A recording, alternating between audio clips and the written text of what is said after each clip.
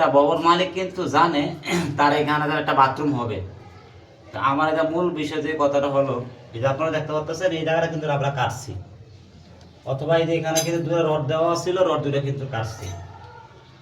ভবন মালিক যদি এই ডালাটা পুরো ডালা দেওয়ার আগে একটা স্যালারি মেসে ডাক দিয়ে আইন না, তারা যদি এই লকডাউনটা এখানে লাগিয়ে দিত, এই লকডাউনটা কিন্তু এখানে লাগবে, যদি লাগিয়ে দিত তাহলে কিন্তু রাইসটা এই কাটাকাটিটাও লাগে না, কাটাকাটিও লাগে না, আর আমাদেরও এত পরিশ্রম হয় না।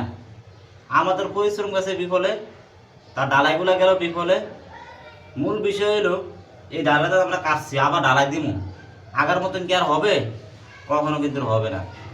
আমি সবার উদ্দেশ্যে একটা কথা বলতে চাই, ভবন মালিক যে সঙ্গে পুরো ডালাই দিবেন, আপনার সিদ্ধান্ত আছে আপনি কোন জায়গায় বাথরুম দিবেন, সেই অনুভব করে একটা মেসে ডাক দেয় না, কিন্তু আপনারা এই লঙ্কাগুলো লাগিয়ে দিবেন।